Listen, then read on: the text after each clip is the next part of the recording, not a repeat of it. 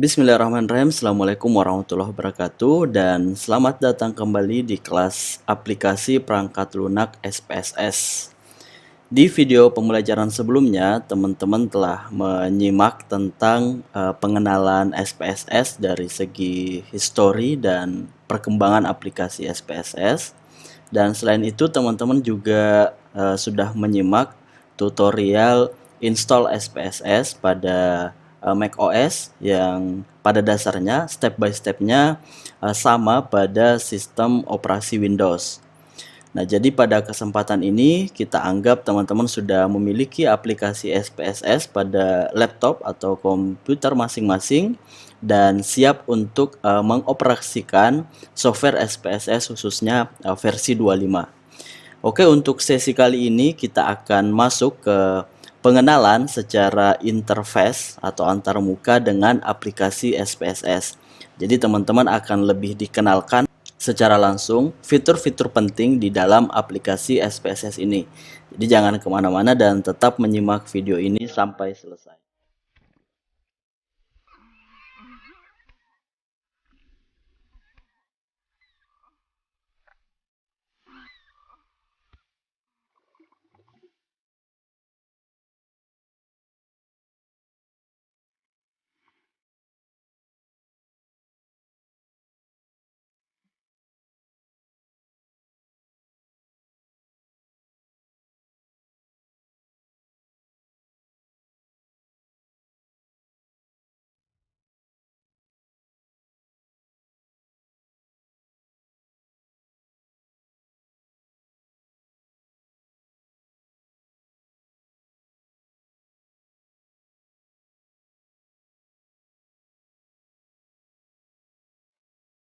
Langkah awal yang teman-teman perlu lakukan adalah membuka aplikasi SPSS.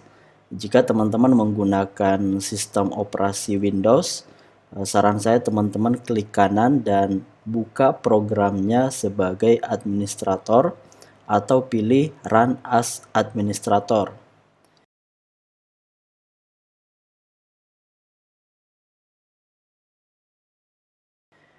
Ketika halaman pembuka ini muncul, kita close saja. Dan kita sudah berada pada dashboard SPSS. Nah, di sini ada dua jendela, yaitu jendela editor dan jendela output. Pada jendela editor ini ada dua tampilan, yaitu tab tampilan data ya atau data view dan tampilan variabel atau variabel view. Tampilan data yang kita lihat sekarang ini adalah spreadsheet atau kolom dan tabel, dan disinilah kita akan menginput data atau memasukkan angka maupun data. Nah, teman-teman juga perlu ketahui bahwa setiap baris pada tampilan ini itu mewakili satu subjek atau satu responden atau kasus. Sebagai contoh, ketika teman-teman nantinya melakukan penelitian dengan sampel 30 responden, maka data yang diinput adalah 30 baris ya. Dan setiap kolom ini itu diartikan atau diinterpretasikan untuk satu variabel atau satu jenis pengukuran. Kita coba menginput data. Data ini bisa langsung kita masukkan secara manual atau dapat pula kita copy dan paste dari file data yang lain. Semisal teman-teman membuat master table di Microsoft Office Excel, itu bisa di copy dari Microsoft Excel ke jendela ini. Nah, pada kesempatan kali ini kita coba menginput data secara langsung. Ya, saya coba ketikkan beberapa nomor 1, 2, 3. Teman-teman bisa lihat ketika kolom ini diinput data, maka variabelnya akan muncul dan ini akan dinamai atau diberikan nama secara otomatis dari sistem SPSS-nya. Dan secara default labelnya atau namanya adalah var 0001 atau variabel 1 ya. Dan jika kita mengetikkan lebih banyak data pada kolom yang lain, maka secara otomatis kolom-kolom tersebut juga akan menjadi aktif ya, dan diberikan nama secara otomatis juga dengan default, yaitu var variabel 2 ya, atau var 002, var 0003 atau variabel 3, variabel 04 dan seterusnya. Nah, kalau semua penamaan variabelnya mengikuti format default ini, maka ini akan membingungkan ya, apalagi jika variabel yang akan kita ukur ada banyak karena penamaannya yang hampir sama. Jadi, kita harus mempelajari bagaimana cara mengubah label atau nama variabel ini. Dan juga kita dapat mengubah properti variabelnya. Nah, caranya adalah kita mengubahnya di tab variabel view ya. Kita klik tab yang ada di bawah layar ini, dan ini otomatis kita bisa melihat variabel-variabel yang telah kita tambahkan sebelumnya pada data view. Ya, di sini ada 4 variabel karena sebelumnya kita menambahkan 4 kolom variabel.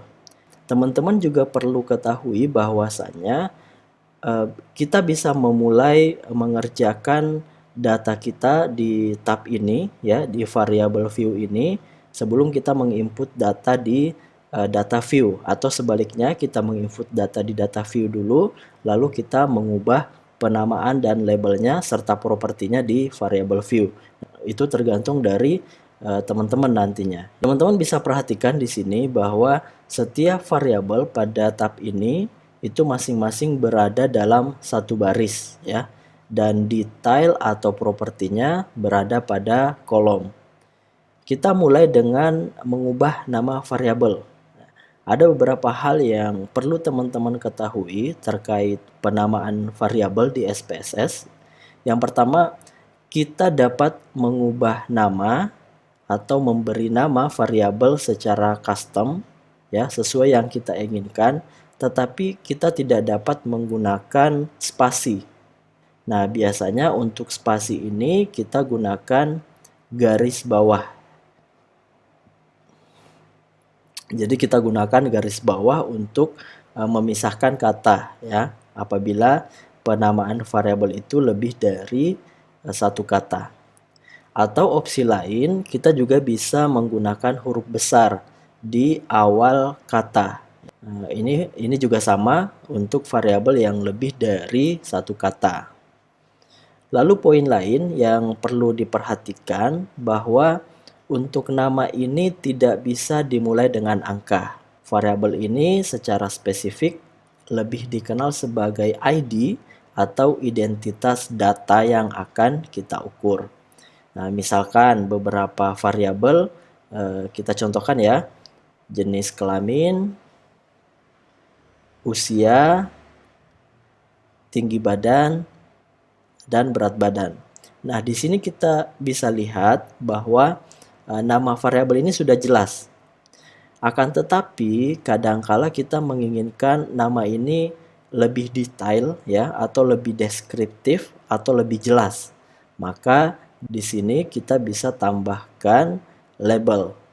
Fungsinya untuk mendeskripsikan variabel dengan lebih detail. Contoh misalkan yang tadi variabel tinggi badan. Nah, pada label kita bisa tambahkan tinggi dalam sentimeter, atau untuk berat badan di sini kita tambahkan labelnya berat dalam kilogram. Nah, gitu ya. Selanjutnya, poin yang penting pada bagian ini adalah tipe atau jenis data. Untuk pengaturan defaultnya adalah numerik. Nah, di sini karena kita menggunakan angka ya, tetapi pada dasarnya ketika kita ingin mengolah data dengan beragam jenis atau tipe, sebisa mungkin kita konversi dulu atau kita berikan kode pada data yang akan kita olah. Tapi sebenarnya teman-teman bisa mengubah tipe data ini ke beberapa jenis. Misalkan seperti tanggal, jika variabel yang kita gunakan adalah tanggal, lalu mungkin mata uang, tapi ini jarang kita gunakan ya. Lalu ada measure, bagian ini menentukan skala ukur yang teman-teman gunakan ya. Seperti yang kita ketahui bahwa ada 4 skala pengukuran, yaitu nominal, ordinal, interval, dan rasio. Nah, nanti kita akan jelaskan pada video pembelajaran yang lain. Khusus untuk SPSS, di aplikasi ini skala interval dan rasio ya, itu keduanya disebut dengan scale atau skala ya. Lalu ada width, ini menentukan seberapa lebar atau sempit entry variable stringnya ya, dan ini kita bisa abaikan saja. Lalu ada desimal, ini menentukan berapa banyak angka desimal yang akan kita tampilkan pada data view. Nah, ini juga kita abaikan saja, kita ikuti defaultnya. Tetapi jika data-data teman-teman cenderung bilangan bulat, maka sebaiknya angka desimalnya ini kita atur ke angka 0. Kemudian kolom ini menentukan seberapa lebar atau sempit kolom akan muncul pada tampilan data atau data view. Ini juga bisa kita sesuaikan dengan kebutuhan visualisasi. Kemudian ini menentukan setelan rata kiri, rata kanan, atau rata tengah. Nah, untuk dasar-dasar pengenalan data view dan variabel view, mungkin itu yang teman-teman perlu ketahui.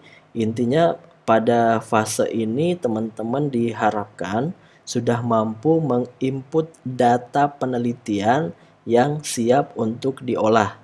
Juga teman-teman sudah mampu mengimport data dari aplikasi lain seperti Microsoft Office Excel ke data view ini. Silahkan dicoba dengan menggunakan fitur copy paste.